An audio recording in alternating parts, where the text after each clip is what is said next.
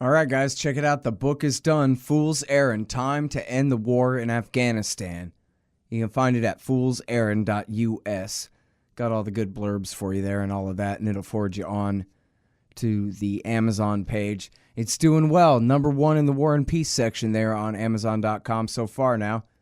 So check it out, foolserrand.us. And listen, we're starting a fundraising drive at the Libertarian Institute right now. Anybody who donates $50 or more to the Libertarian Institute gets a signed copy of the book.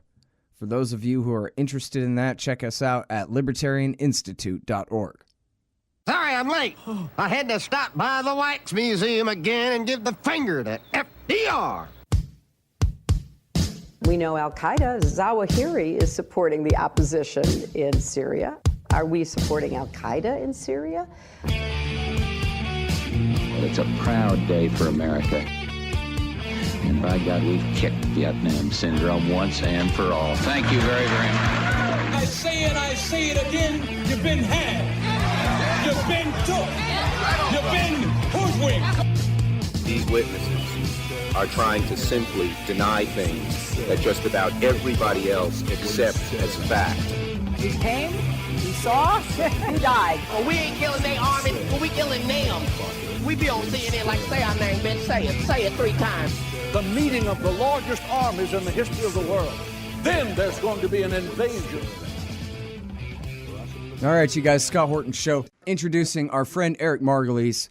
He wrote War at the Top of the World and American Raj, Liberation or Domination. And he gave me a great blurb for my new book, Fool's Errand. Thank you, Eric. Especially coming from you, that means a lot to me. EricMargolis.com is the website. Spell it like Margolis. EricMargolis.com. And you can find him at uns.com and LRC. And we reran this one at the Libertarian Institute website as well. Escape from the Aleppo Zoo. Welcome back to the show. How you doing, Eric? Happy to be back, Scott. Just still suffering from jet lag from my recent Mideast trip, but I think I'm back in North America. Good deal. Well, I'm glad you're feeling it there. Toronto, that's almost like the USA. Pretty close. All right, so tell me this. How is it that you came to write such a great story? Usually if I'm going to interview you about a trip to the Middle East, it's all just going to be nothing but death and dying and predictions of worse coming soon. But here you had an opportunity to do something nice for somebody, huh? Yeah, the somebodies were 13 wild animals. Lions, tigers, great big bears. Lions and tigers and great big bears, really? Yes. And, well, I have a great compassion and affection for animals, Scott. Always have. And I've labored over the years to help as many animal charities and causes as I can to alleviate the suffering of our oppressed and enslaved animals, particularly in the farm factory area. And so I read that there were these poor animals. There were 13 animals have been left in the Aleppo Zoo, and Aleppo was the epicenter of fighting in Syria, as we know, and they had been abandoned, and they were starving to death in their cages.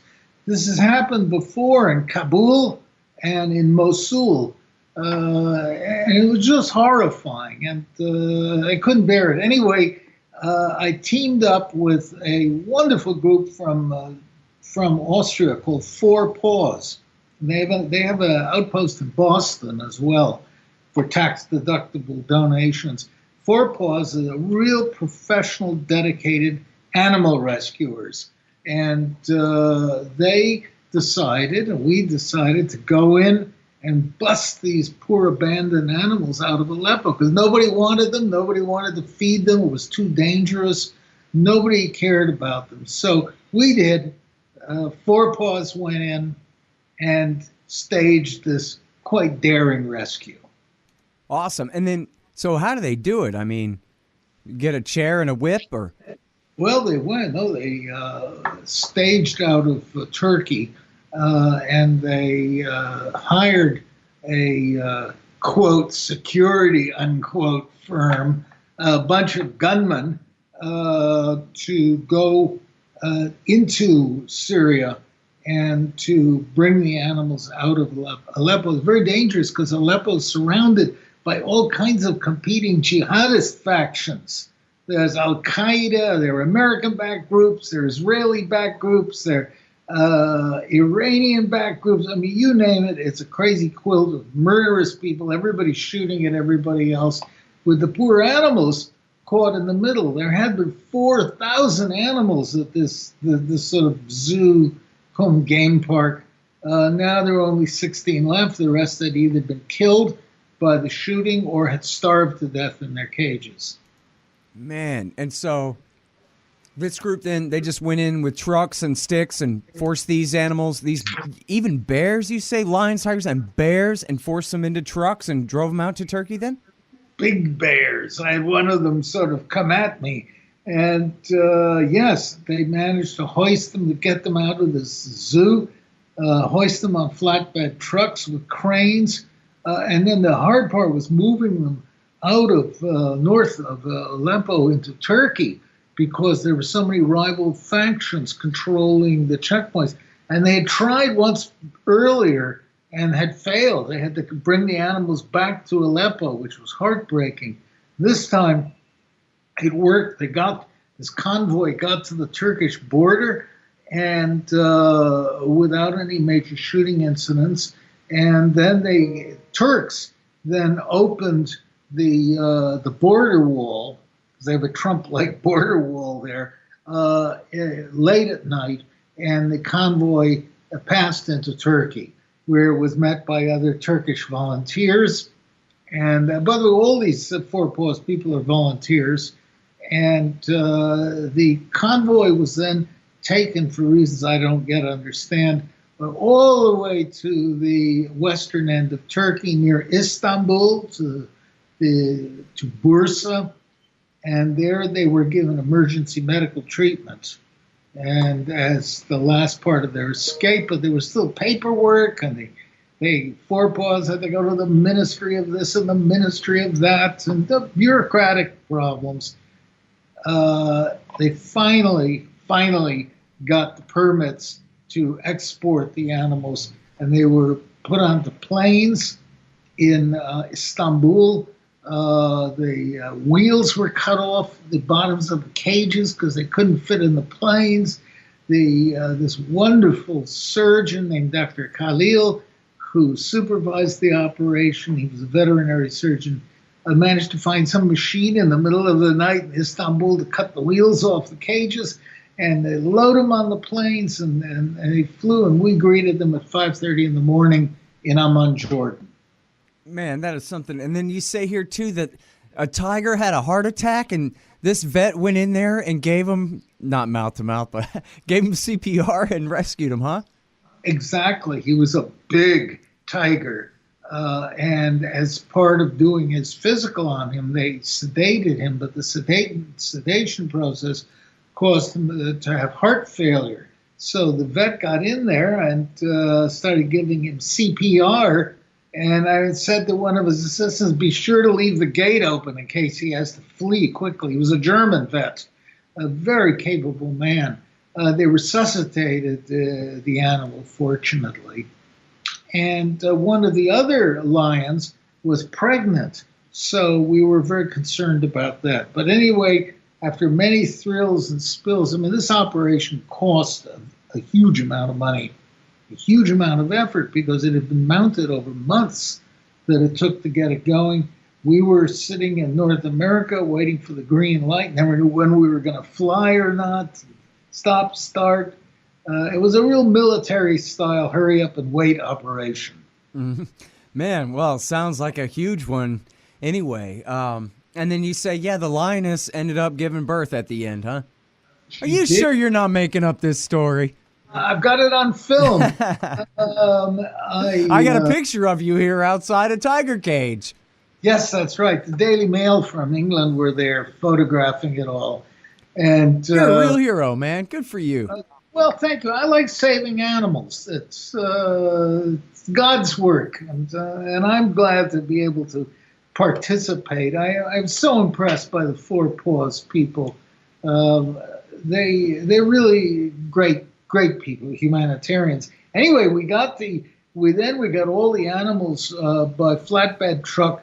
We drove north from Amman into the hills near the Israeli and Syrian borders to a wildlife sanctuary called Al-Mawa, which means the refuge, that was presided over by Princess Alia of Jordan, who was the sister of the late King Hussein, a lovely lady, and dedicated to helping animals, which is very unusual and rare in the Middle East.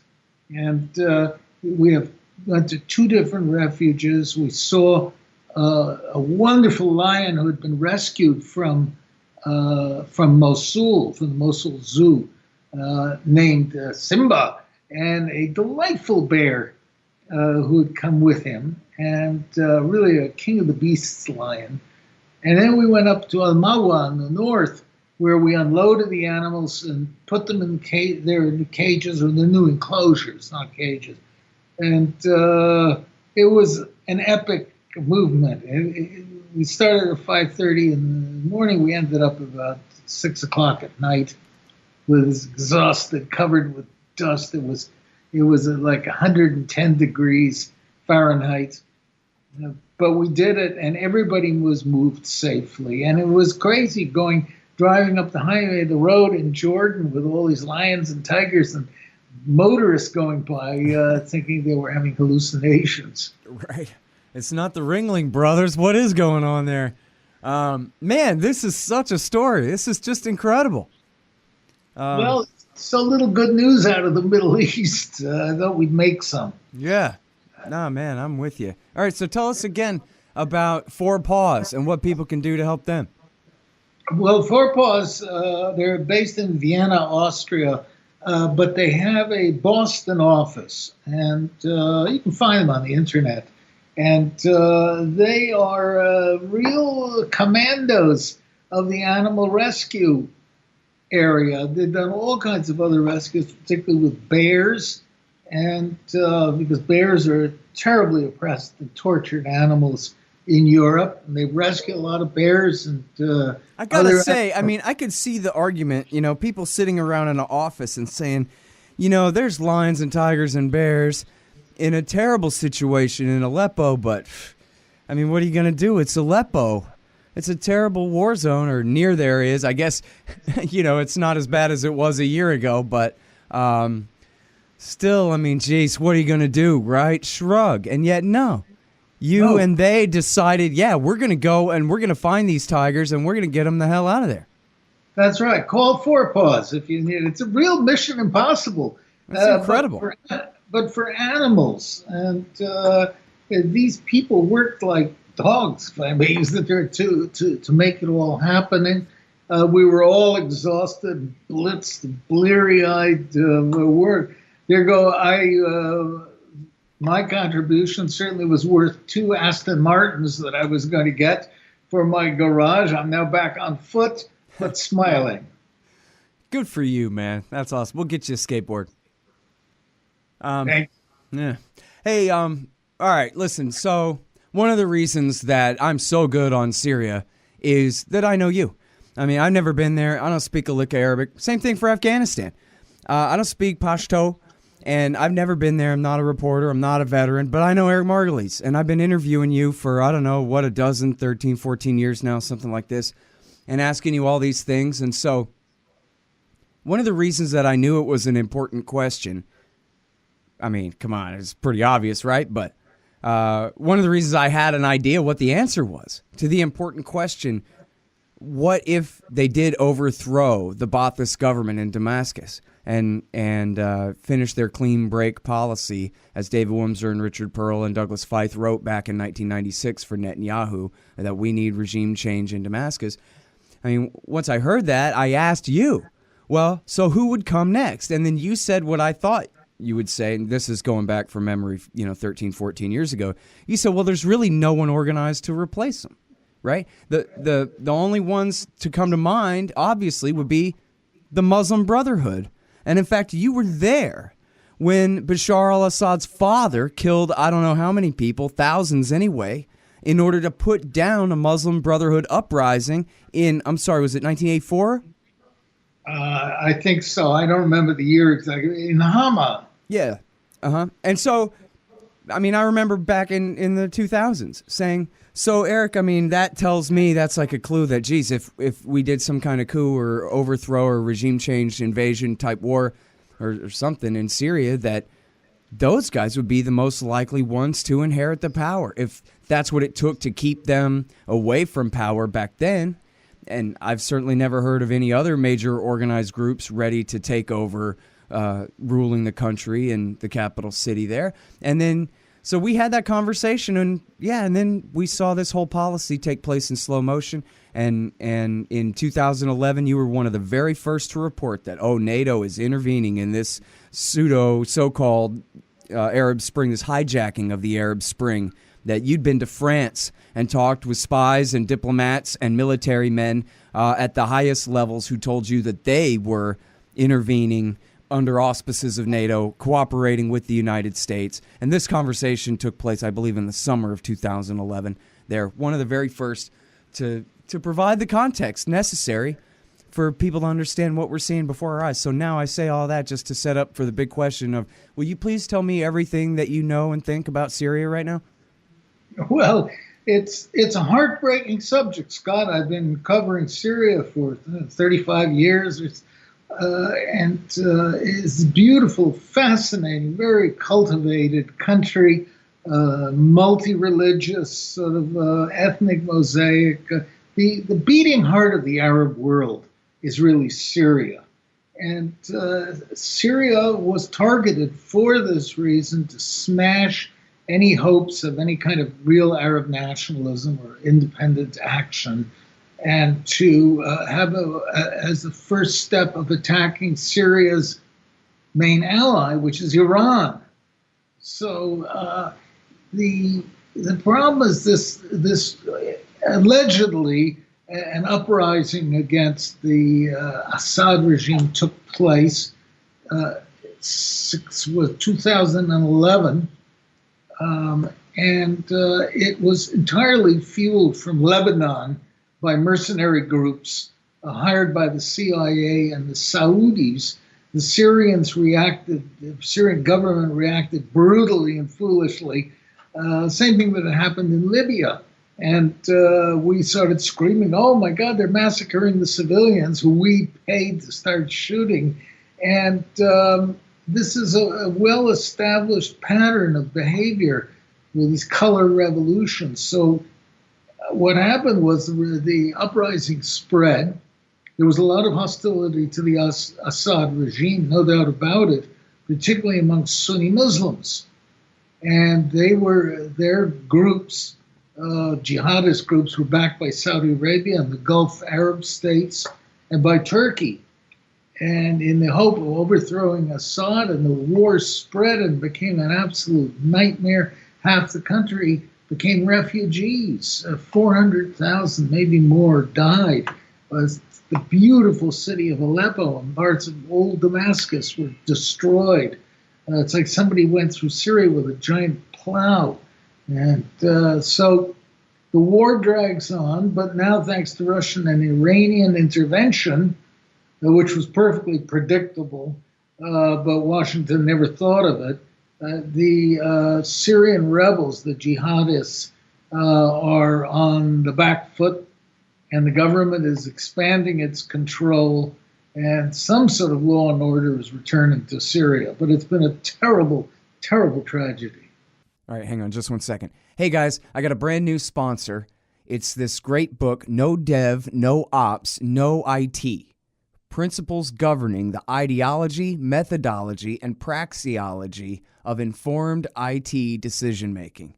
It's by Hussein Badrakchani, but it's really good. For those of you in the technology industry, libertarians, get your head on straight. Read this great book, No Dev, No Ops, No IT. Also, The War State and Wall Street Window by Mike Swanson. Robertson Roberts, if you want to buy medals, Liberty stickers for your propaganda, 3T editing to make your writing read well, and etc. ScottHorton.org. All right, now, I know that you've been busy rescuing tigers and everything, but can you give us a sort of ballpark sketch, somewhat of an estimate of just how much power the Al-Qaeda guys have now. HTS, they call themselves now, I think, and they still have some prominence in the Idlib province, but I don't know where else. Can you kind of flesh that out at all? Yeah, they're pretty strong still. The Al-Qaeda jihadists, they're financed by the Saudis and the Kuwaitis and the Bahrainis.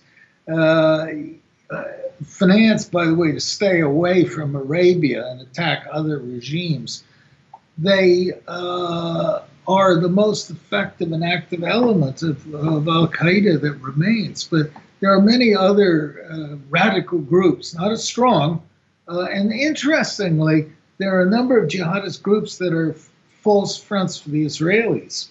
The Israelis are deeply involved in Syria. They're going to be more deeply involved. They have their eyes on taking chunks of Syria and its water supplies. So the Israelis are very active, as are the Russians, the Iranians. It's like Germany's 30 years war in the 1600s. It's just a big mess, and nobody knows who's whom. All right, now let's focus on the Israeli angle there for a minute, because clearly we know that they've expressed pretty openly their motivation here in seeking to bring Iran down a peg, as you mentioned before, by attacking their last allied Arab state here, the Ba'athist regime in Damascus. And we know from various reports over the years about their care and feeding of their aid and comfort to Al-Qaeda, that is the al-Nusra Front, literal al-Nusra Front, not just mythical moderate, but literal members of the al-Nusra Front who've come over the border and receive all kinds of medical care. And we know, I saw the number just the other day, and I didn't look into it deep enough, honestly, but I think the report was that there had been over 100, maybe it was over 200 Israeli strikes against Syrian government arms depots and Hezbollah targets and others in the war over the last 5 years. And so, but now you're saying it's not just that they provided medical care to jihadis who come asking for it at the border, but they're deeply involved in supporting some of these groups. I mean, the most prominent of the so-called rebels are the Al-Qaeda groups. Al-Nusra is what I still call them because they keep changing their name to try to confuse me. But Al-Nusra is Al-Nusra. It's still Jolani and his men, Zawahiri's men. And then you have Ahrar al-Sham, which I guess my understanding is that's the Muslim Brotherhood these days, but also includes members of some of Osama's old original friends in Al-Qaeda. But then after that, there's so many different militias and different names and different places, it gets hard to keep track. But you're saying that the Mossad or whichever Israeli agencies are deeply involved. So now tell me everything more that I don't already know. Well, it's very murky. And don't forget that we Americans are involved very deeply. We kicked off this whole war, and we bear primary responsibility for the destruction of Syria, as we bear responsibility for the destruction of Somalia and of Yemen that's going on, and Iraq, of course. But how absurd things were in Syria was that we have the State Department supporting certain jihadist groups who were fighting against Pentagon-supported groups in Syria. So this is like a catch-22 and require a good satirist to understand. But the upshot is that the jihadist forces, the anti-regime forces in Syria are losing, thanks also to Hezbollah inputs, and which is the Lebanese Hezbollah, deadly enemy of Israel. And Israel has been active in air attacks in Syria to cut off military supplies to Hezbollah, which is not fighting Israel right now, but everyone expects Israel to have another go at invading Lebanon and Hezbollah. So it's a very messy, murky situation. Yeah. And can you name any of the specific groups that you know of that are tied to Israel? That are still not fighting off the top of my head. No, I'm like you. They keep changing their names every week. And I've Well, at given least up. you understand the language, man. I've given up trying to fathom who's who. Yeah. Well, certainly they've made their point clear about what it is that they want there, and they're expanding their presence on the Golan Heights, right? That's right. Now, the Golan Heights, by the way, is Syrian territory that is illegally occupied by Israel, and Israel has de facto annexed the Golan Heights. And it's through there that the Israelis are sending a lot of supplies, as you mentioned, medical attention to medical care to wounded jihadists. It's very cynical. The Israelis are in cahoots. They're in the same tent with the Al-Qaeda, who are fulminating against the Israelis. It's a real Middle Eastern backstabbing jamboree. It's funny. I try to look at it from the Likud party's point of view here. And it seems like they made a really bad bet. I mean, in fact, they say, well, we don't really want to see Assad go. We just want to see both sides continue to hemorrhage to death. That's what they told the New York Times, for crying out loud. Front page. Hemorrhage to death. That's your key word, everybody, to Google. And yet it seems like both sides aren't hemorrhaging to death. Maybe the Assad regime, I guess it certainly has been weakened, but Hezbollah, on the other hand, seems like they've just become more battle-hardened and gained more experience for their new generation. Doesn't seem like they're probably being weakened by this exercise whatsoever in going next door to help Assad. They're probably getting stronger, aren't they? They are, but the Israelis will soon throw their full weight of their power against Hezbollah, which is a relatively small and lightly armed organization, despite all the propaganda screams you hear from Israel. Hezbollah is, of course, the only Arab force that's ever defeated the Israelis in, toe-to-toe fighting. That's waiting to happen. The U.S. keeps calling them terrorists. The U.S. completely parrots the Israeli line on this, which is simply confusing and misleading our policymakers. Yeah. Well, and of course, Donald Trump, who, can't tell his elbow from a hole in the ground, to mix up a couple of metaphors for politeness. He gave a statement where he was praising the Lebanese prime minister and saying, you're doing such a great job fighting against the terrorists, ISIS and Hezbollah. And yet it was Hezbollah that was doing all the fighting against ISIS. And Hezbollah, that's, 1/5 of the government of Lebanon and is part of the current prime minister's coalition.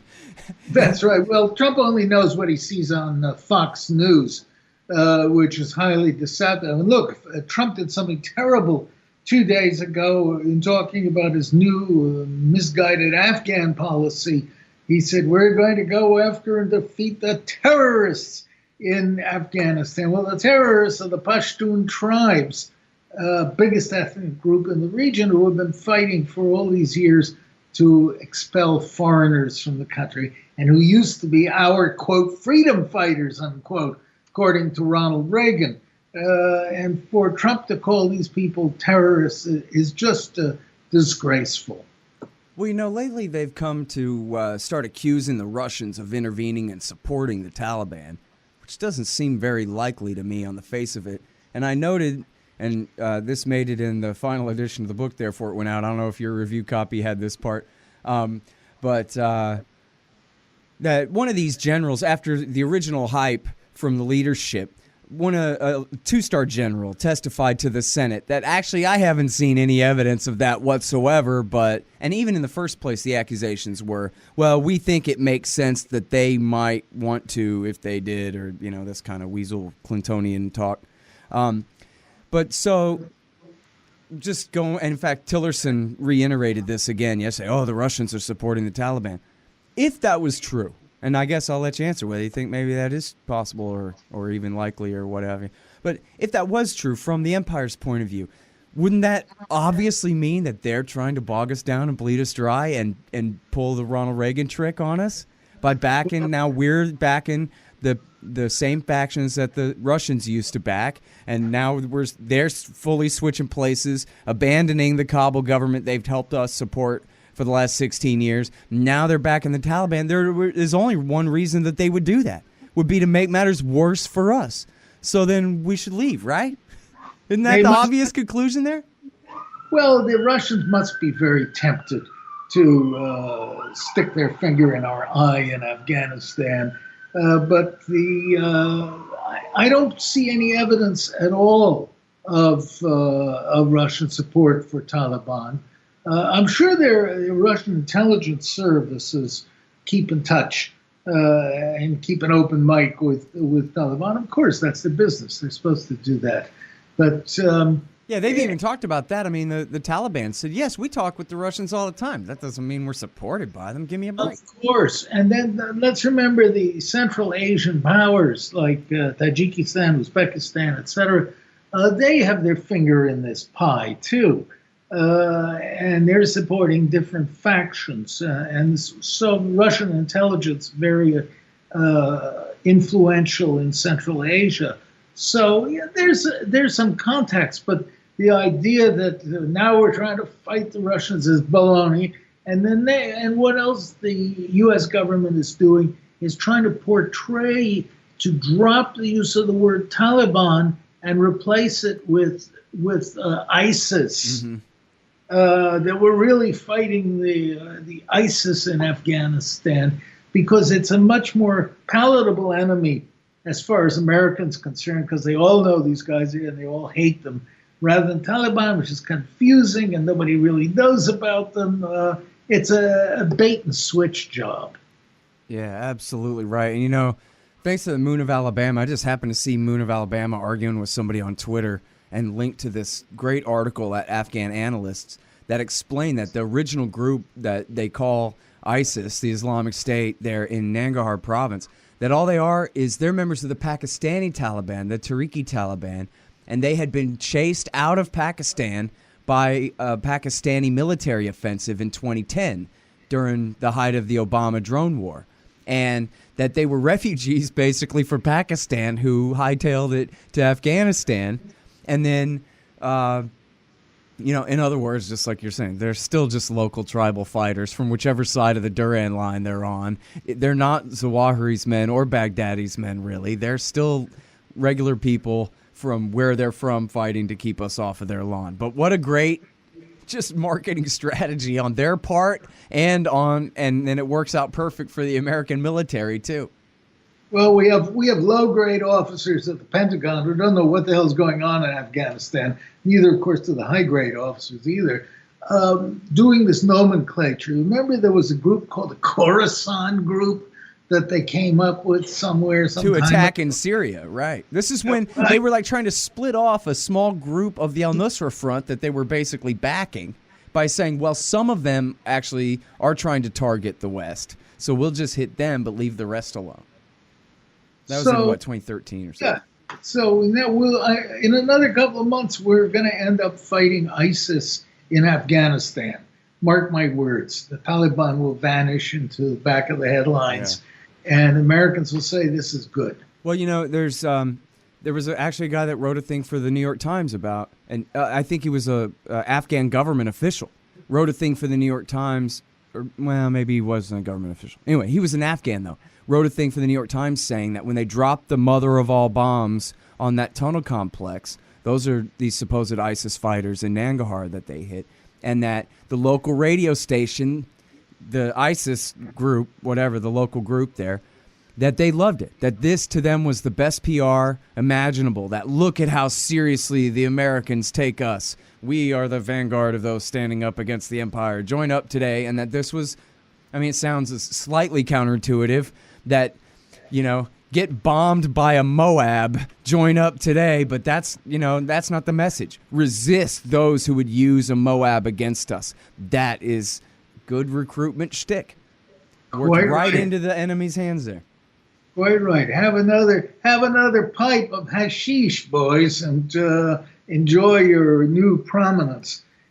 It's a mess. Nobody understands what's going on there. In Washington, hardly anybody understands. The few people who do understand what is going on are not listened to. So what can you expect?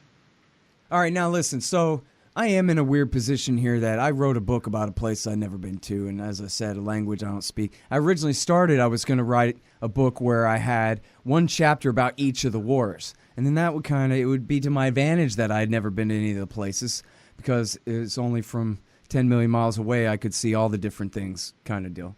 But then that never happened. I just ended up getting bogged down in the Afghan quagmire, and I wrote a whole book about Afghanistan instead accidentally.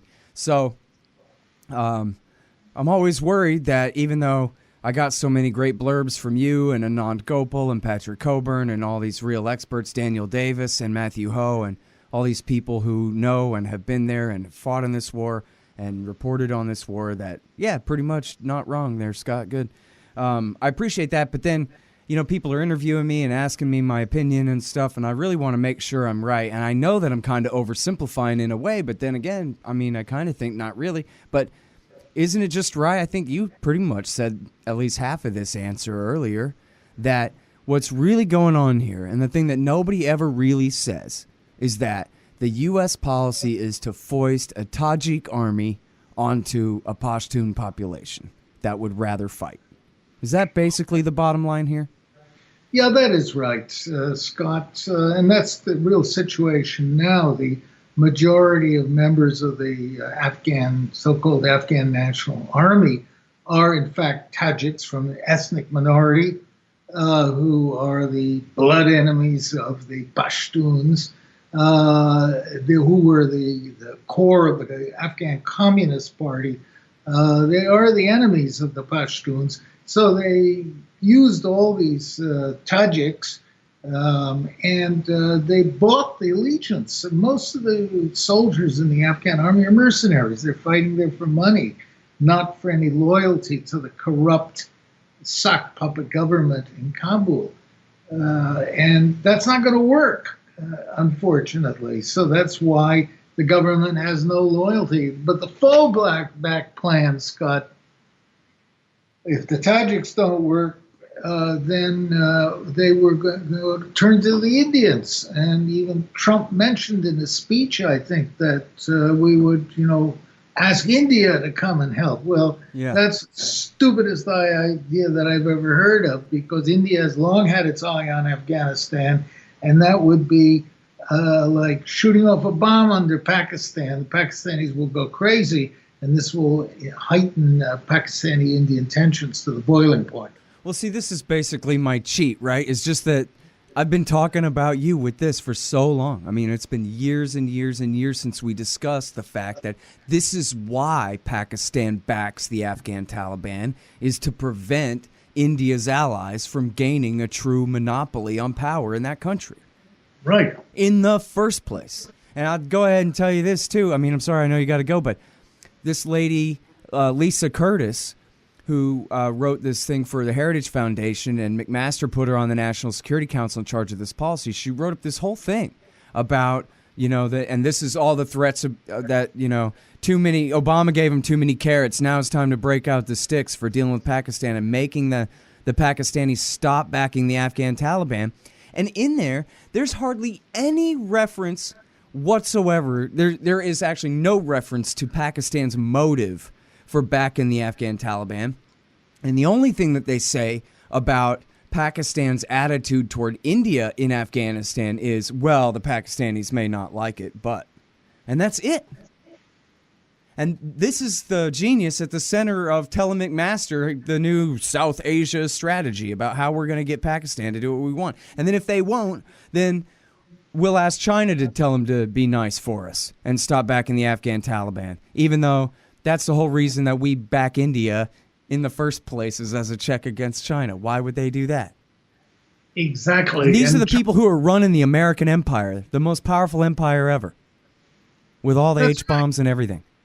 It's unfortunate. They're junior officers who should never have been promoted to those ranks. But you have to remember, too, that that half of the Pashtun people live in Pakistan, right? Because the border was divided by the British. And so, of course, Pakistan has a natural interest in that area. And many of the leading Pakistani generals are Pashtuns. Right. Boy, and there's a whole different interview, and I'm sorry, I know you got to go, but was it in your book where I finally learned that Pakistan itself was an acronym? That they just stuck a stan on there, but it was it was such an artificial country that it stands in whatever exact form. It stands for the Pashtuns, the Punjabis, the Baluks, and the whoever I'm missing. Is that really right? That's right. That just explodes my brain like crazy right there. It's just incredible. It's a good brain, Scott. All right. Well, listen, thank you so much for coming on my show. You do such great work, Eric, and you're a real hero for saving those tigers and teaching us all the great stuff that you do. So thank you, sir. A big tiger roar to you, Scott. Thank you. All right, y'all. That's our friend Eric Margolis. He's at ericmargolis.com. Spell it like Margolis. And he wrote the books War at the Top of the World. That's about Reagan and the CIA and the Mujahideen's war against the Soviet Union, and also the aftermath in the 1990s, and then plus Kashmir and India and China and all of that stuff, man. War at the Top of the World there. And then American Raj, Liberation or Domination, and that's about our whole 21st century of doing everything wrong over there. ericmargolis.com. Thanks, you guys. I'm Scott Horton. Check out the book at amazon.com or at foolserrand.us. foolserrand.us for my new book, Fool's Errand, Time to End the War in Afghanistan. I think you'll like it. Eric Margolis said it wasn't wrong, so that's pretty good. All right, check me out. All the archives, 4,500-something interviews there at scotthorton.org, and follow me on Twitter at Scott Horton Show. Thanks.